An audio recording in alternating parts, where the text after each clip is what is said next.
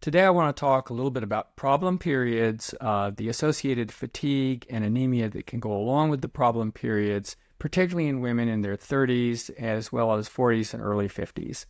Let me start by saying none of these problems are hormonal, strictly speaking, in the vast majority of people. What you need to understand is the uterus is the size of a lemon, large lemon, small orange, and it has an internal space, and the internal space is lined by some hormonally active, think skin, like skin, and that's the part that builds up and sheds and builds up and sheds and goes through the cycle that we all know about. As the lining degrades, it releases a neuropeptide toxin into the bloodstream. That neuropeptide is what causes the fluid retention, bloating, headache, mood, fatigue, breast tenderness, acne, and a lot of the other problems that women will say recur around the time of the period. After the period, women will say, yeah, I feel better, my good week, and then it starts over the next month. All of that is caused by the endometrium.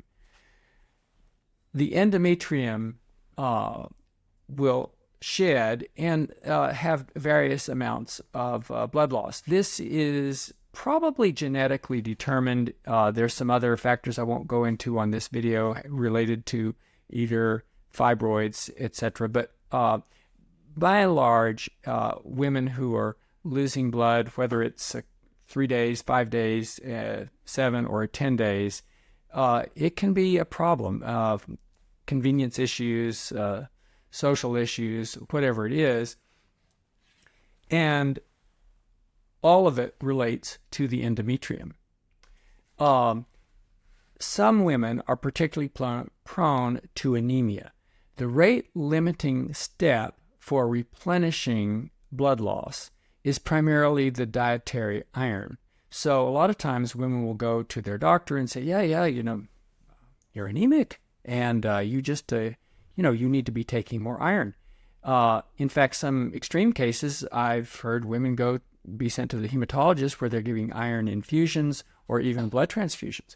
Yeah, it's like anemia. We need to correct this. Well, the answer to the problem is not dietary manipulations or iron infusions or blood transfusions. The answer to the problem for women, especially those who've completed childbearing, is to stop the bleeding altogether. And that can be done by simply removing the endometrium. You don't need to do a hysterectomy. You can just stop the bleeding using the endometrial ablation. Ablation means get rid of, so endometrial ablation is get rid of the endometrium. So let me just address the anemia a little bit. Why is it that some women just don't seem to have the anemia and some people do? And the answer to that has to do with an entirely separate subject.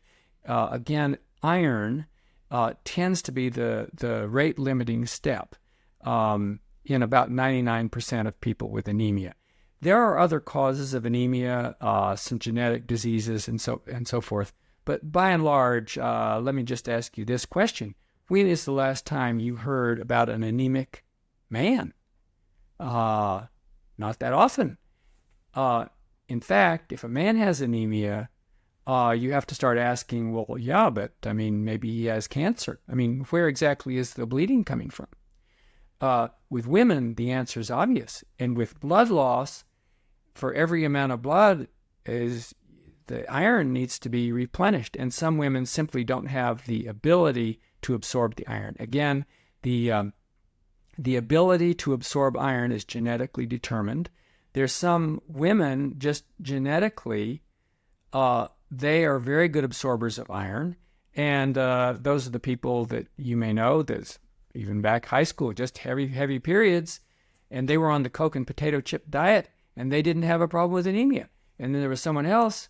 Yeah, periods didn't like them, but not that bad, and she couldn't keep her hemoglobin up. And the difference between those two, in this sense, hypothetical high school students, is that some people are very good absorbers genetically, and some are very poor absorbers. So the combination of being an average or a poor absorber, along with someone who's losing a significant amount of blood on a monthly basis, these people are setups for anemia, and then consequently they're set up for, a lot of the fatigue associated, I'm tired all the time.